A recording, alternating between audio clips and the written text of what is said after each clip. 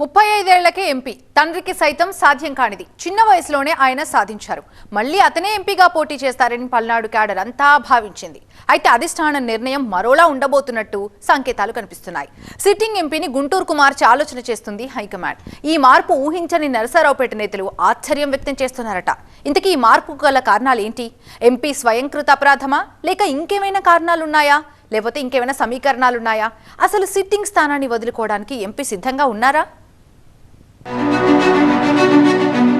Palnadu MP future ఏంటి?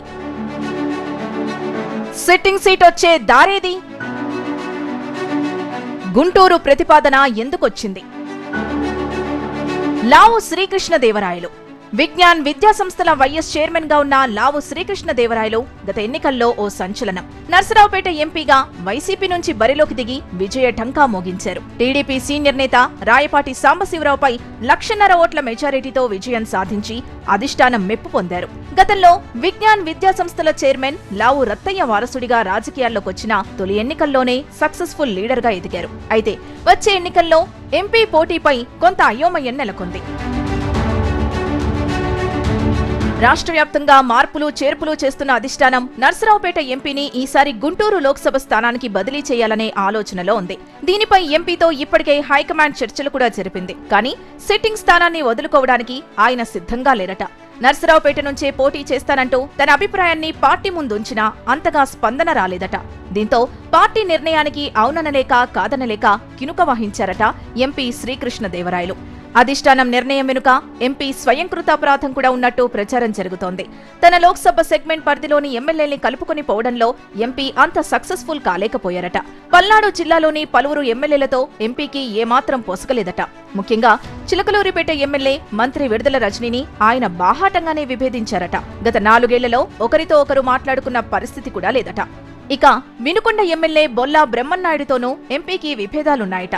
తనకు వ్యతిరేకంగా మరొక వర్గాన్ని ఎంపీ ప్రోత్సహిస్తున్నారంటూ ఎమ్మెల్యే బొల్లా అధిష్టానానికి ఫిర్యాదు చేసిన సందర్భాలు కూడా ఉన్నాయి. మరొక ఎమ్మెల్యే సీనియర్ నేతైన అంబటితోనూ ఎంపీకి సత్సంబంధాలు లేవట. మంత్రి అంబటి వర్గంతో అంటిముట్టినట్లు వ్యవహరించేవారట.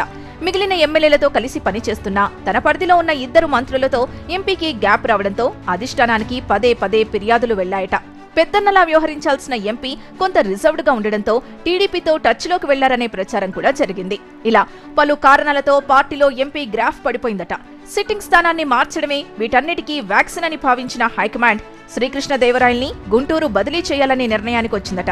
ఇక నర్సరావుపేట ఎంపీగా బీసీ అభ్యర్థిని బరిలోకి దింపితే ఎలా ఉంటుందనే ఆలోచనలో వైసీపీ ఉందట. ఇదే జరిగితే ప్రస్తుత ఎంపీ కార్యాచరణ ఎలా ఉంటుందనే చర్చ జరుగుతోంది పల్నాడు జిల్లాలో. ఎమ్మెల్యేల మార్పు ఉంటుందని ప్రచారం జరుగుతున్న సమయంలో ఏకంగా ఎంపీనే మార్చడం మాత్రం జిల్లా నేతలకు అంతుచిక్కని వ్యవహారంగా మారిపోయిందట. మరి ఒక్క ఎంపీ స్థానంతోనే మార్పు ఆగుతుందా లేక ఎమ్మెల్యేల స్థానంలో కూడా మార్పు ఉంటుందా అని కార్యకర్తల్లో జోరుగా చర్చ జరుగుతోంది.